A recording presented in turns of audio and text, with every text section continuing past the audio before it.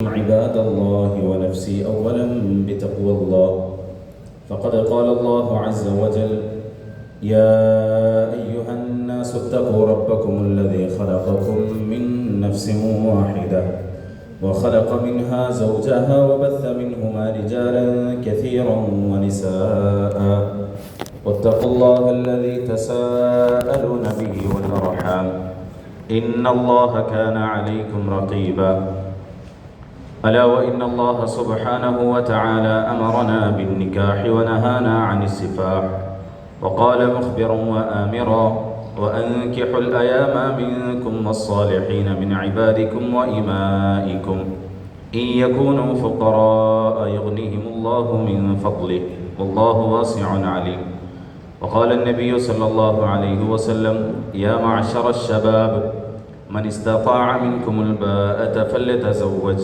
فإنه أغض للبصر وأحسن للفرج فمن لم يستطع فعليه بالصوم فإنه له وجاء أقول قولي هذا وأستغفر الله العظيم لي ولكم وأستعفيه عني وعنكم وعن جميع المسلمين والمؤمنين أجمعين. ബഹുമാനപ്പെട്ട സത്യവിശ്വാസികളെ മുഅ്മിനീങ്ങളെ, അള്ളാഹുവിൻ്റെ മഹത്തായ അനുഗ്രഹത്താൽ വളരെ വിശിഷ്ടമായ ഒരു കർമ്മത്തിനാണ് നമ്മൾ സാക്ഷികളായിരിക്കുന്നത്. പ്രിയപ്പെട്ട സഹോദരൻ സുഹാൻ തൻ്റെ ഇണയായി ജീവിത സഖിയായി സബാ ഫാത്തിമ എന്നവളെ തിരഞ്ഞെടുക്കുന്ന നിക്കാഹിൻ്റെ ഔപചാരികമായ കർമ്മത്തിലാണ് നമ്മൾ ഒരുമിച്ച് കൂടിയിട്ടുള്ളത്. അള്ളാഹു ഈ നിക്കാഹിലും തുടർന്ന് അങ്ങോട്ടുള്ളവരുടെ കുടുംബജീവിതത്തിലും ഖൈർ ബറകാത്തുകൾ ചുരിഞ്ഞു കൊടുക്കട്ടെ. സന്തോഷവും സമാധാനവും അവരുടെ ജീവിതത്തിൽ അള്ളാഹു നൽകി അനുഗ്രഹിക്കട്ടെ. ദാമ്പത്യ ജീവിതത്തിലൂടെ കണ്ണിനും കൽബിനും ഒരുപോലെ കുളിർമ ലഭിക്കുന്ന സന്താനങ്ങളെ അള്ളാഹു സമ്മാനിക്കട്ടെ. നമ്മുടെയൊക്കെയും കുടുംബജീവിതം അള്ളാഹു സന്തോഷത്തിലും സമാധാനത്തിലുമാക്കി തീർക്കട്ടെ. ഇസ്ലാമിൽ നിക്കാഹ് എന്നാൽ വളരെ പുണ്യമായ പവിത്രമായ ഒരു കർമ്മമാണ്. റസൂലുള്ളാഹി സ്വല്ലല്ലാഹു അലൈഹി വസല്ലമ തങ്ങൾ നിക്കാഹിൻ്റെ ചര്യയാണെന്നും ആരെങ്കിലും നിക്കാഹ് ചെയ്യുന്നില്ല എങ്കിൽ അവൻ എന്നിൽപ്പെട്ടവനല്ല എന്നും പറയുന്നതായി ഹദീസിൽ നമുക്ക് കാണാം. അങ്ങനെയാണെങ്കിൽ നിക്കാഹിൻ്റെ മഹത്വം അതെത്രത്തോളം വലുതാണ് എന്ന് നമുക്ക് മനസ്സിലാക്കാൻ വേണ്ടി കഴിയും. അല്ലാഹു സുബ്ഹാനഹു വ തആല ഈ ഒരു ബന്ധത്തെക്കുറിച്ച്, വൈവാഹിക ബന്ധത്തെക്കുറിച്ച് പരിശുദ്ധ ഖുർആനിൽ പലയിടങ്ങളിലായി നമുക്ക് പറഞ്ഞു തരുന്നുണ്ട്. അതിലെപ്പോഴും നമ്മൾ കേൾക്കാറുള്ള ഒരു ആയത്താണ് വമിൻ ആയാതിഹി അൻ ഖലഖ ലക്കും മിൻ അൻഫുസിക്കും അസ്വാജ.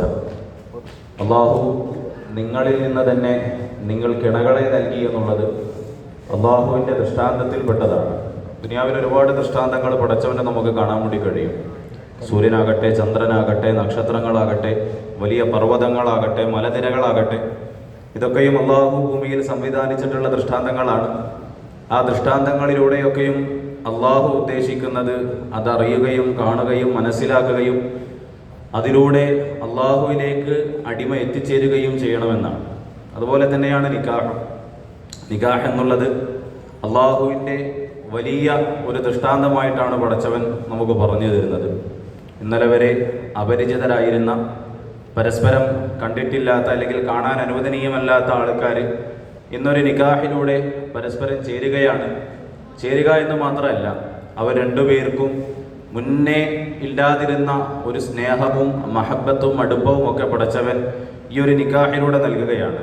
10-20 വർഷക്കാലത്തോളം കൂടെയുണ്ടായിരുന്ന മാതാപിതാക്കൾ, സഹോദരങ്ങൾ, ഇവരുടെ മുന്നിലൊന്നും പ്രകടിപ്പിക്കാത്ത പലതും ഈ ഒരു നിക്കാഹിലൂടെ ദമ്പതികൾ പരസ്പരം പ്രകടിപ്പിക്കുകയാണ്. അവർ പരസ്പരം പങ്കുവെക്കുകയാണ്. അള്ളാഹുവിൻ്റെ മഹത്തായ അനുഗ്രഹം എന്നാണ് പടച്ചവൻ അതിനെക്കുറിച്ച് പറഞ്ഞത്. അങ്ങനെ ഒരു സ്നേഹം അള്ളാഹു ഹൃദയത്തിൽ ഇട്ടുകൊടുക്കും. അൻ ഖലഖ ലക്കും മിൻ അൻഫുസിക്കും അസ്വാജ ആയത്തിനെ നമ്മൾ വിശദീകരിച്ച് പഠിച്ചു കഴിഞ്ഞാൽ പടച്ചവൻ നമ്മളോട് പറയുന്നു, നിങ്ങളിൽ നിന്ന് തന്നെയാണ് നിങ്ങൾക്ക് ഇണകളെ നൽകിയിട്ടുള്ളത്. അത് പ്രത്യേകം എടുത്തു പറയാനുള്ള കാരണം, പ്രകൃതിയിൽ അങ്ങനെ തന്നെയാണ് സംഭവിക്കുന്നത്. പൂച്ചയുടെ ഇണ മൃഗങ്ങൾക്ക് മൃഗങ്ങളാണ് ഇണ, പൂച്ചക്ക് പൂച്ചയാണ്, പക്ഷിക്ക് പക്ഷിയാണ്.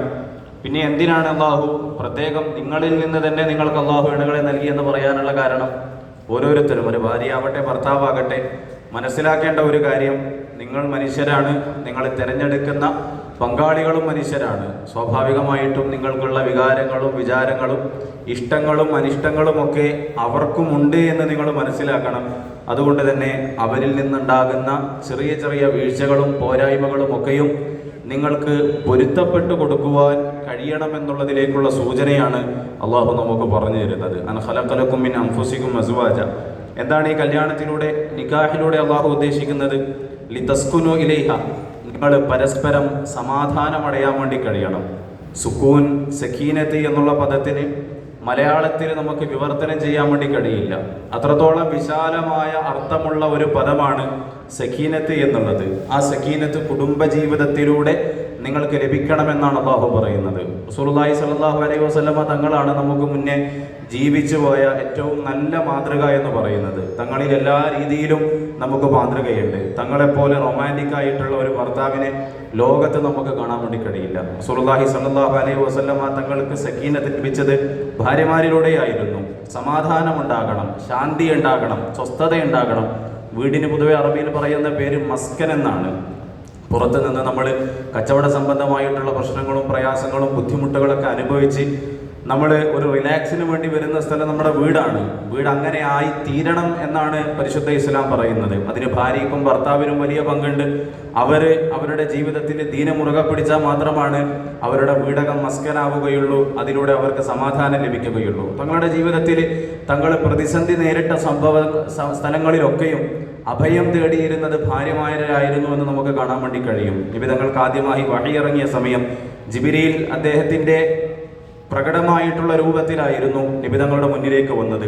ഇതുവരെ കാണാത്ത ഒരു രൂപത്തെയും കോലത്തെയും കണ്ട നിബിതങ്ങൾ പേടിച്ച് പനിവന്നു എന്നാണ്. പനിവന്ന നിബിതങ്ങൾ, മുന്നിലൊരു അപകടം കണ്ട നിബിതങ്ങൾ, ആദ്യമായി വഹി ലഭിച്ച് അതിലൂടെ പേടിച്ചുപോയ തങ്ങൾ ഓടിച്ചെന്നത് എവിടത്തേക്കായിരുന്നു? തങ്ങൾക്ക് മക്കയിൽ സഹോദരങ്ങൾ ഉണ്ടായിരുന്നു, കുടുംബക്കാരുണ്ടായിരുന്നു. പക്ഷെ അവർക്ക് മുന്നിലേക്കൊന്നും പോകാതെ നബിതങ്ങൾ ഓടിച്ചെല്ലുന്നത് ഖദീജയുടെ അടുക്കലേക്കാണ്.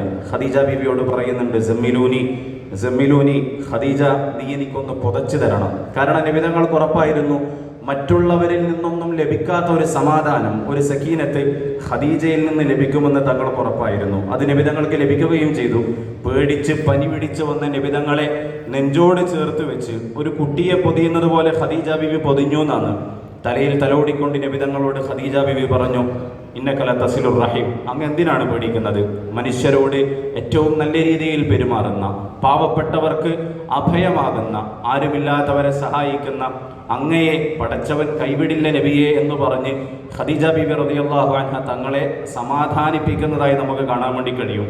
ഇതാണ് സഖീനത്തി എന്ന് പറയുന്നത്. തളർന്നു വരുന്ന അല്ലെങ്കിൽ ഏതെങ്കിലും പ്രശ്നത്തിൽ കുടുങ്ങി വരുന്ന ഭർത്താവിനെ ചേർത്ത് പിടിച്ചുകൊണ്ട് സമാധാനം നൽകാൻ, മനസ്സിന് സ്വസ്ഥത നൽകാൻ ഭാര്യയ്ക്ക് കഴിയണം. അതേപോലെ തന്നെ തിരിച്ചും അങ്ങനെ തന്നെയാണ്. ഭാര്യ സ്വാഭാവികമായിട്ടും വീട്ടിലുണ്ടാകുന്ന പല പ്രശ്നങ്ങളും കാരണമായിട്ട് തളർന്നിരിക്കുന്ന സമയത്ത് അവരെ ചേർത്ത് പിടിക്കേണ്ട ഉത്തരവാദിത്തം ഭർത്താവിൻ്റെതാണ്. ആയിഷ ബീബി റളിയല്ലാഹു അൻഹ പറയുന്നുണ്ട്, നബി തങ്ങൾ ഇടയ്ക്കിടയ്ക്ക് ഞാൻ വിഷമിച്ചിരിക്കുന്ന സമയത്ത് എന്നെ ചേർത്ത് പിടിക്കുമെന്നാണ്. നബി തങ്ങൾ ചേർത്ത് പിടിച്ചുകൊണ്ട് ആയിഷ ബീബി റളിയല്ലാഹു അൻഹയ്ക്ക് വേണ്ടി പ്രാർത്ഥിക്കുമെന്നാണ്. ആ പ്രാർത്ഥന ലഭിച്ചു കഴിഞ്ഞാൽ ആയിഷ ബീബി റളിയല്ലാഹു അൻഹ സന്തോഷവതിയാകുമെന്ന് ചരിത്രത്തിൽ നമുക്ക് കാണാൻ വേണ്ടി കഴിയും. ലിതസ്കുനു ഇലൈഹ, പരസ്പരം ഇങ്ങനെ സമാധാനം പകരുവാൻ വേണ്ടി നമുക്ക് കഴിയണം. വജഅല ബൈനക്കും മവദ്ദത്തും വറഹ്മ, നിങ്ങൾക്കിടയിൽ മവദ്ദത്ത് ഉണ്ടാകണം, റഹ്മത്ത് ഉണ്ടാകണം. ആദ്യകാലങ്ങളിൽ ഉണ്ടാകുന്ന സ്നേഹത്തിനാണ് പൊതുവെ മവദ്ദത്ത് എന്ന് പറയുക. പിന്നീട് നമ്മൾ പ്രായമായി കഴിഞ്ഞാൽ പരസ്പരം താങ്ങും തണലുമാകുന്നതിനാണ് റഹ്മത്ത് എന്ന് പറയുക. മവദ്ദത്ത് ഭാര്യയോട് നമ്മൾ പ്രകടിപ്പിക്കണം. സ്നേഹം നമ്മൾ ഭാര്യയോടാണ് പ്രകടിപ്പിക്കേണ്ടത്. നമ്മുടെ ഇഷ്ടം നമ്മുടെ ഭാര്യയോടാണ് നമ്മൾ പ്രകടിപ്പിക്കേണ്ടത്. നമ്മുടെ പ്രണയം അത് നമ്മുടെ ഭാര്യയോടാണ് നമ്മൾ പ്രകടിപ്പിക്കേണ്ടത്. ഇസ്ലാമിൽ പൊതുവെ നമ്മൾ മനസ്സിലാക്കി കഴിഞ്ഞാൽ ഇസ്ലാമിലെ നിയമങ്ങളൊക്കെയും ആവശ്യമായത് ആവശ്യത്തിന് അല്ലാഹു നമുക്ക് നൽകുന്നുണ്ട് എന്നുള്ളതാണ്. ചില സമയത്ത് നോമ്പെടുക്കാൻ വേണ്ടി പറയും, പക്ഷെ എല്ലാ ദിവസവും നോമ്പെടുക്കൽ ഇസ്ലാമിൽ അനുവദനീയമല്ല. അയ്യാമ തശ്രീഖിന്റെ ദിവസത്തിൽ നോമ്പെടുക്കൽ ഹറാമാണ് എന്ന് നബിതങ്ങൾ പറയുന്നു. അതേപോലെ തന്നെയാണ് നമസ്കാരം വേണം, പക്ഷേ എല്ലാ സമയത്തും നമസ്കരിക്കാൻ വേണ്ടി പാടില്ല. നമസ്കരിക്കാൻ ഒരു സമയമുണ്ട്. അതുപോലെ തന്നെ മനുഷ്യനെ തിന്നണം, പക്ഷെ എല്ലാം തിന്നാൻ വേണ്ടി പാടില്ല. അതേപോലെ തന്നെയാണ് നമ്മുടെ പ്രണയവും. നമ്മൾ പ്രണയിക്കണം, സ്നേഹിക്കണം, പ്രണയം പകരണം, നുകരണം, പക്ഷേ അതൊരു സമയത്ത് മാത്രമാണ്. വിവാഹത്തിന് ശേഷമാണ് ആ പ്രണയം നമ്മൾ നമ്മുടെ ഭാര്യയ്ക്ക് നൽകേണ്ടത്. പ്രണയിക്കാൻ നമുക്ക് കഴിയണം. ആയിഷ ബീവി റളിയല്ലാഹു അൻഹ പറയുന്നുണ്ട്, ഞാൻ ഹൈദുകാരിയായിരിക്കെ പാല് കുടിച്ചുകൊണ്ടിരിക്കുകയാണ്. പെട്ടെന്ന് നബി തങ്ങൾ എൻ്റെ വീട്ടിലേക്ക് കടന്നു വന്നു. കയ്യിലുള്ള പാല് കണ്ടപ്പോൾ നബി തങ്ങൾക്കും കൊതിയായി കുറച്ച് പാല് കുടിക്കണമെന്ന്. ആയിഷ, എനിക്കും അല്പം പാല് തരൂ എന്ന് പറഞ്ഞു. ആയിഷ ബീവി മറ്റൊരു പാത്രം എടുത്തുകൊണ്ട് അതിലേക്ക് പാലൊഴിക്കാൻ പോയപ്പോൾ റസൂലുള്ളാഹി സ്വല്ലല്ലാഹു അലൈഹി വസല്ലമ തങ്ങൾ ആയിഷ ബീവിയുടെ കയ്യിൽ നിന്നും ആ പാത്രം തട്ടിപ്പറിച്ചു എന്നാണ്. തട്ടിപ്പറിച്ചതിന് ശേഷം അതിങ്ങനെ തിരിച്ചു നോക്കുന്നുണ്ട്. ആയിഷ ബീവ ചോദിക്കുന്നുണ്ട്, നബിയെ എന്തിനാണ് അതിങ്ങനെ തിരിച്ചു നോക്കുന്നത്? നബി തങ്ങൾ പറയുന്നുണ്ട്, ആയിഷ, നീ എവിടെ വെച്ചാണ്, നിന്റെ ചുണ്ട് എവിടെ വെച്ചാണ് നീ പാല് കുടിച്ചത്? അവിടെ വെച്ച് തന്നെ പാല് കുടിക്കാൻ വേണ്ടിയിട്ടാണ്. നീ ചുണ്ട് വെച്ചിടത്തെൻ്റെ ചുണ്ട് വെടിച്ച് പാല് കുടിക്കാൻ വേണ്ടിയിട്ടാണ് ഞാൻ അത് തിരിച്ചു നോക്കുന്നത് എന്ന് നബി തങ്ങൾ പറയുന്നുണ്ട്. ഇങ്ങനെ സ്നേഹം പ്രകടിപ്പിച്ച റസൂലുള്ളാഹി സ്വല്ലല്ലാഹു അലൈഹി വസല്ലം. മദീനയിലെ സഹാബാക്കളൊക്കെ പള്ളിയിൽ ഇങ്ങനെ ഒരുമിച്ച് കൂടിയിരിക്കുന്ന സമയത്ത് ഒരു സഹാബി നബി തങ്ങളോട് ചോദിക്കുന്നുണ്ട്, നബിയെ സ്വല്ലല്ലാഹു അലൈഹി വസല്ലം, അങ്ങേക്ക് ഏറ്റവും പ്രിയപ്പെട്ട ആളാരാണ്? നബി തങ്ങൾ ആ ജനസാക്ഷ്യത്തെ മുൻനിർത്തിക്കൊണ്ട് പറയുന്നുണ്ട്, എനിക്ക് ഏറ്റവും പ്രിയപ്പെട്ടത് എൻ്റെ ആയിഷയാണ്. എനിക്ക് ഏറ്റവും പ്രിയപ്പെട്ടത് എൻ്റെ ആയിഷയാണ്. ചോദ്യകർത്താവ് വീണ്ടും ചോദിക്കുന്നുണ്ട്, നബിയെ, അത് സ്ത്രീകളിലല്ലേ, പുരുഷന്മാരിൽ ആരാണ് തങ്ങൾക്ക് ഏറ്റവും പ്രിയപ്പെട്ടത്? നബി തങ്ങൾ പറയുന്നുണ്ട്, അത് ആയിഷയുടെ പിതാവിനെയാണ്. അബൂബക്കർ സിദ്ദീഖ് എന്ന് നബി തങ്ങൾക്ക് പറയാമായിരുന്നു, പക്ഷേ പ്രിയപ്പെട്ടവരോടുള്ള സ്നേഹം നബി തങ്ങൾ പ്രകടിപ്പിക്കുകയാണ്, അത് അബൂഹ, ആയിഷയുടെ പിതാവിനെയാണ് എനിക്ക് ഏറ്റവും പ്രിയപ്പെട്ടത്. ഇങ്ങനെ വജഅല ബൈനക്കും മവദ്ദതൻ വറഹ്മ, സ്നേഹം നമ്മൾ കൊടുക്കണം, അത് സ്വീകരിക്കണം. ഇതൊക്കെയും നമുക്ക് അനുഭവിക്കാൻ വേണ്ടി സാധിച്ചു കഴിഞ്ഞാൽ നമ്മുടെ കുടുംബജീവിതം സന്തോഷദായകമായി തീരും, റഹ്മത്തും ബർക്കത്തുള്ളതായി തീരും. ദീന് കുടുംബത്തിലുണ്ടെങ്കിൽ മാത്രമേ വിശ്വാസികളെ, മുഅ്മിനീങ്ങളെ, നമ്മുടെ ജീവിതത്തിൽ സ്വസ്ഥതയും സന്തോഷവും ഉണ്ടാവും. കാരണം അള്ളാഹുവാണ് നമുക്ക് സ്വസ്ഥത നൽകേണ്ടത്. അള്ളാഹുവാണ് നമ്മുടെ ജീവിതത്തിൽ ബർക്കത്ത് നൽകേണ്ടത്. അള്ളാഹുവാണ് നമ്മുടെ ജീവിതത്തിൽ സ്നേഹം നൽകേണ്ടത്. ലൗ അൻഫഖ്ത മാ ഫിൽ അർളി ജമീഅൻ മാ അല്ലഫ്ത ബൈന ഖുലൂബിഹിം വലാകിന്ന അല്ലാഹ അല്ലഫ ബൈനഹും. നിങ്ങൾ എത്ര സമ്പാദ്യം ചെലവഴിച്ചു കഴിഞ്ഞാലും രണ്ട് മനസ്സുകളെ പരസ്പരം ഒന്നിപ്പിക്കാൻ നിങ്ങൾക്ക് സാധിക്കൂല എന്നാണ്. എത്ര ചെലവഴിച്ചു കഴിഞ്ഞാലും, എന്തൊക്കെ നിങ്ങൾ കൊടുത്തു കഴിഞ്ഞാലും, ഹൃദയങ്ങൾ പരസ്പരം അടുക്കണമെങ്കിൽ അത് അള്ളാഹു അടുപ്പിക്കേണ്ടതാണ്.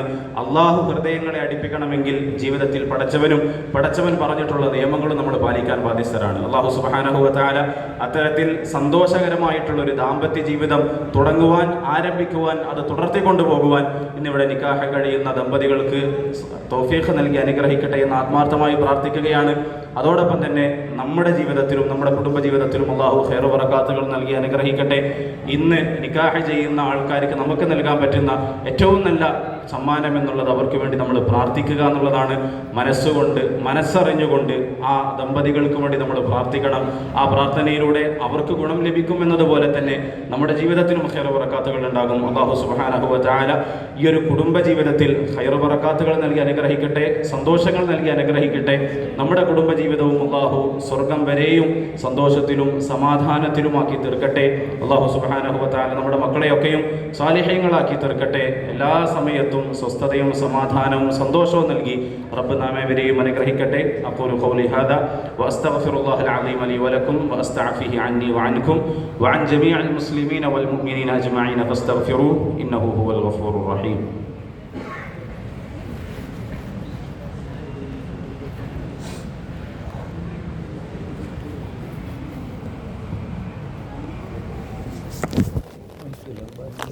Harus yang